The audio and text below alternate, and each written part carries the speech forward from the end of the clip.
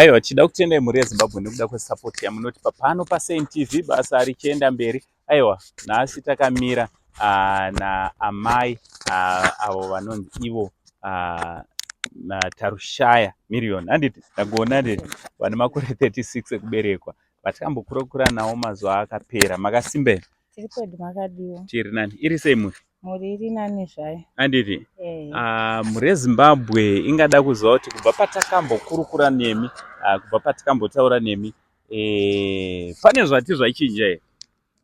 Pane vairi vakandiisirawo mari. Handiti vachititengerai vana chikafu. handiti aiwa, tinotenda. So nhasi tati tidzoke zvakare. Tino umwe munin'ina wenyu ari kunze akatibata akati aiwa tiuyewo tizombokurukura nemi. Saka tati regai tidzoke. Ane zvimwewo zvaatipa zvaati tiwe tizokusvitsai zvatoda kuti tinge tichinosvitsai. Mhuri yeZimbabwe ichida kutendai nekuramba muchibatsira kana kuti muchirangarira hama dzedu pacommunity yatakakuradzai ivi vanogara padhuze nepaNational Sports Stadium paDam site iripo.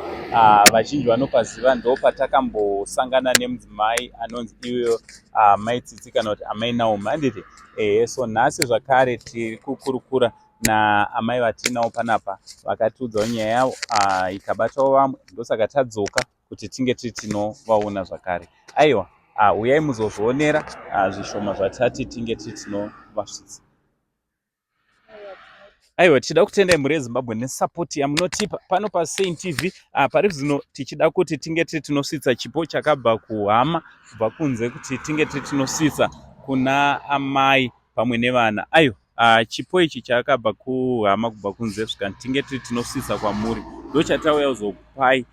Tingoti chingogamuchiraiwo chipo ichi pamazuva mairi matatu munge muri munobatsirikana.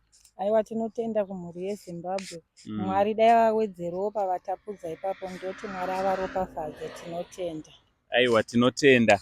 Zvakare tine chipo chemari chatinacho. Tine mari yandinayo iyi yatoda kuti tinge tinokusvitsai. Munge muri munotengawo zvimwewo zvakaita semuriwo nezvimwe zvamungada kubatsirikana nazvo.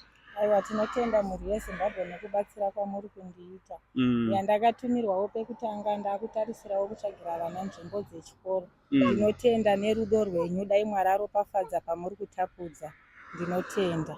Aiwa, tinotenda. Kune vese vanenge vachida kubatsira pamaprograms atinoita pano paSaint TV, makasununguka kunge muri munotibata panhamba dziri pascreen. Tinge tinobatsirana nehama dzedu. MuDam site mune mafamilies akawanda, mune hama dzirimo dzinosvika kuma100, between 112 to 120, vadiki nevakuru. Kune vanenge vachida kubatsira, anenge achida kuti tinge tinopawo vamwe magroceries, makasununguka kuti bata panhamba dziri pascreen. Basa richienda mberi. Aiwa, from Uncle Saint, the only Zim uncle for now, it's much love.